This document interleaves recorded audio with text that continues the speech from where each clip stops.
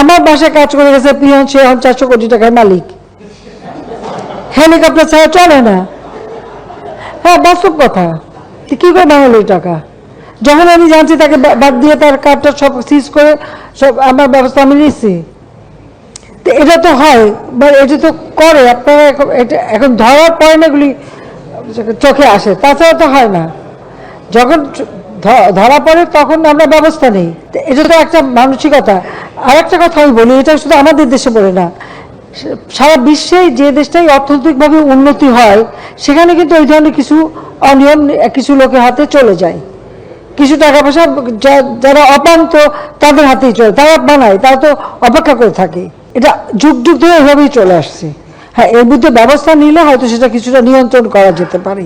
আর সাংবাদিকরা তথ্য জোগাড় করা এক জিনিস, আর ফাইল চুরি করা আর এক জিনিস।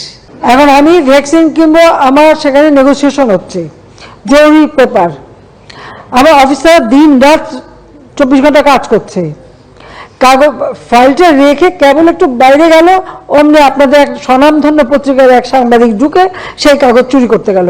অফিসার এসে ধরলো, সে সেটা নিয়ে গেল বাথরুমে আটকাতে, সেখান থেকে তার বের করা হলো, সে ঢুকালো তার শাড়ির ভিতরে, সেখান থেকে টেনে বের করলো, সে বিরাট অপরাধ হয়ে গেল। সে যে ফাইল চুরি করতে গেল এটা কোনো অপরাধ না, সে যে কোনো একটা বড় দেশ তাকে পুরস্কারও দিয়ে দিল, ফাইল চুরির জন্য পুরস্কার পেল। এটা কি দুর্নীতি, ডাকাতি, চুরি, কোনটা? কি ডেফিনেশন দেবেন বলেন আমাকে, কি ডেফিনেশনটা আছে? তো এই ঘটনা তো ঘটে, এক যুগে এই রুম ওই রুম, এই ঘর ওই ঘর, অফিস টফিস সব নিয়ে।